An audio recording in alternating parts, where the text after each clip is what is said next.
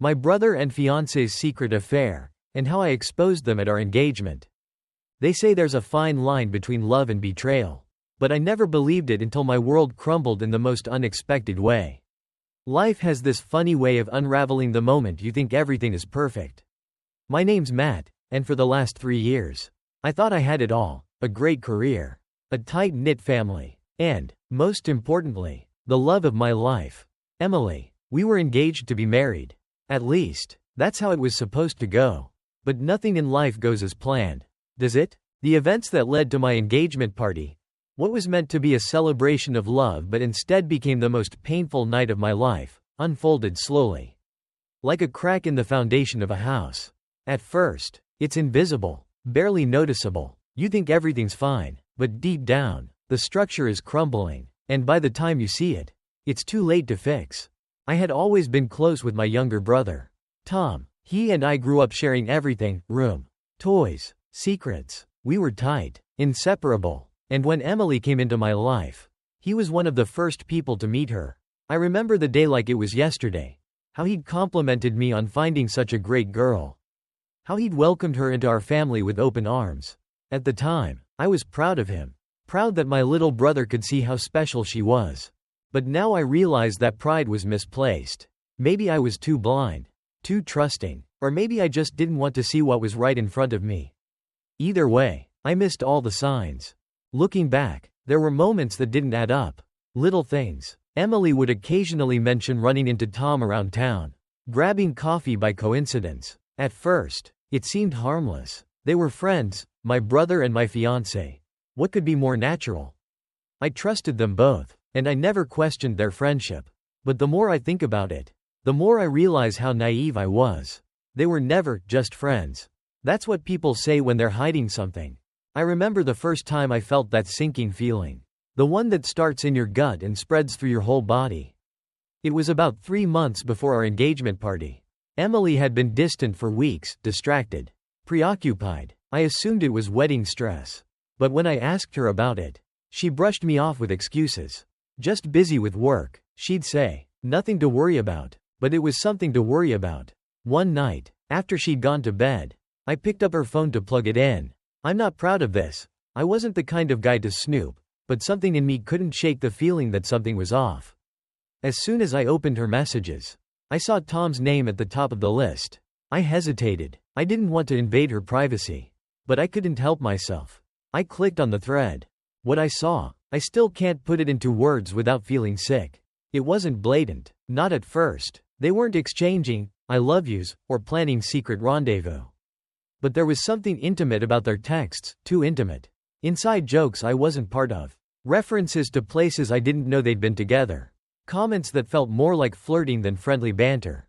My hands were shaking as I scrolled through, searching for something concrete, something that would confirm what I was beginning to fear. And then I found it. A message from Tom. "Last night was amazing. Can't stop thinking about you." I stopped breathing. My heart pounded so loud in my ears. I thought I might pass out. I read the message over and over, hoping I had misunderstood, hoping there was some other explanation.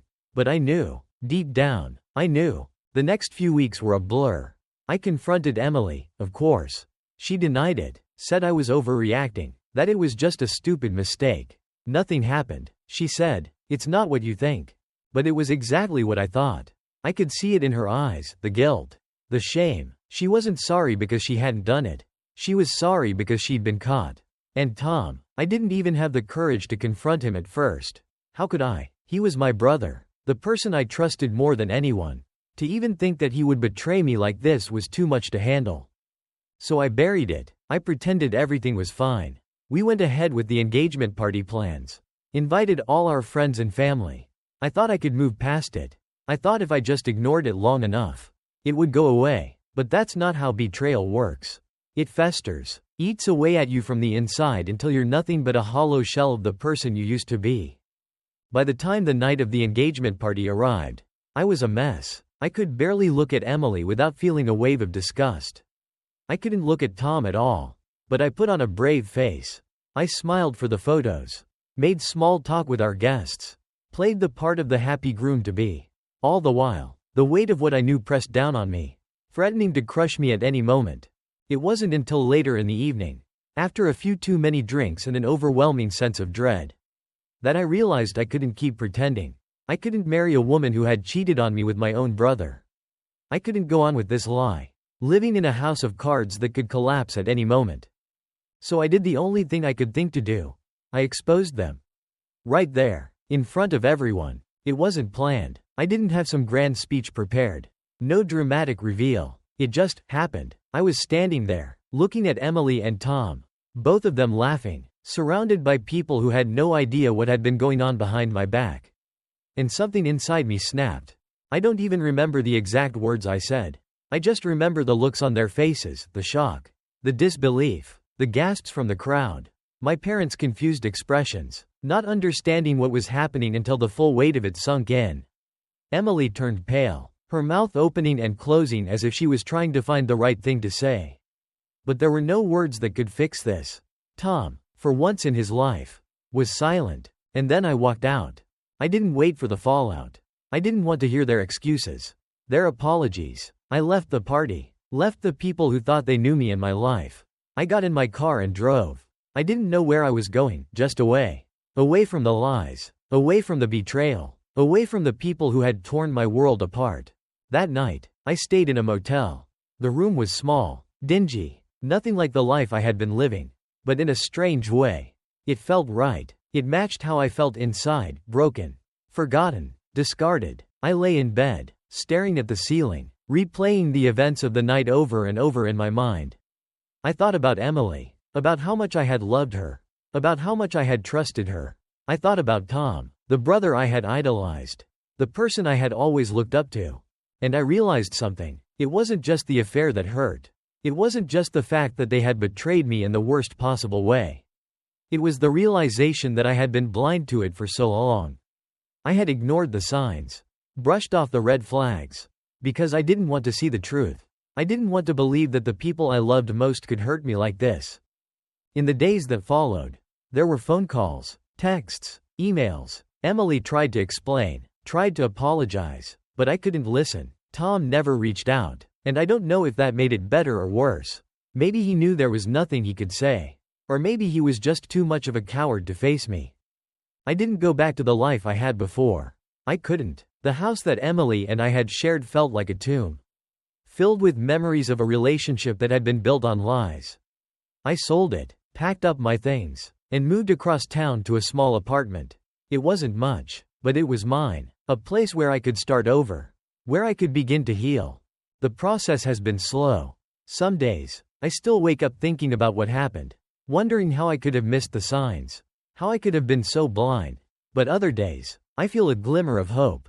I'm learning to trust myself again, to trust my instincts. I'm learning that betrayal doesn't define me, that I'm more than the sum of what was done to me.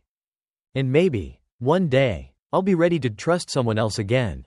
But for now, I'm just trying to rebuild my life, piece by piece, in the wake of the storm they left behind. Months have passed since that night. The pain hasn't completely faded, but it's dulled, like an old wound that still aches when the weather changes. I've learned to live with it, though, to push it to the back of my mind where it doesn't consume me every day. Moving on wasn't easy, hell. It still isn't, but I've started to accept that sometimes life doesn't give you closure. Sometimes you have to create it for yourself. Emily is out of my life now. After the engagement party, she tried to reach out a few more times, but eventually, she stopped. I think she realized there was no coming back from what happened. I don't know what's become of her. And frankly, I don't care. I don't need to know if she's sorry or if she regrets what she did. I've realized that her choices don't define my future. What matters now is how I move forward. As for Tom, we haven't spoken since that night. I don't know if we ever will. The brother I grew up with feels like a stranger now. And I can't say I miss him. The bond we once had has been severed. And I'm not sure it's something that can be repaired. Family doesn't mean what it used to for me. I've learned that blood doesn't guarantee loyalty. But despite everything, I'm healing, slowly, piece by piece. I'm rebuilding my life. I found new routines, new hobbies, new ways to fill the void they left behind. I've met new people, made new friends who remind me that there are still good, honest people in this world.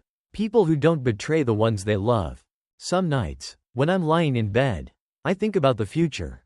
I wonder if I'll ever find someone else. Someone who I can trust with my heart again. The idea of love feels distant. Almost foreign now, but I haven't given up on it. I've learned that trust is fragile. But I also know it's worth rebuilding.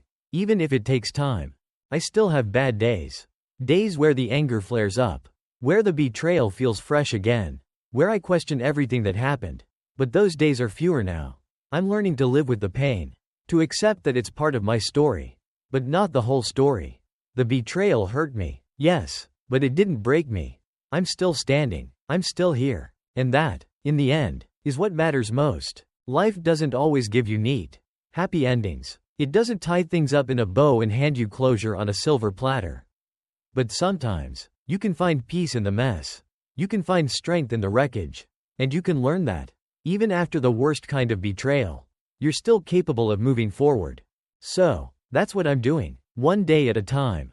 One step at a time. I'm moving forward. Away from the past. Away from the lies. And into whatever comes next.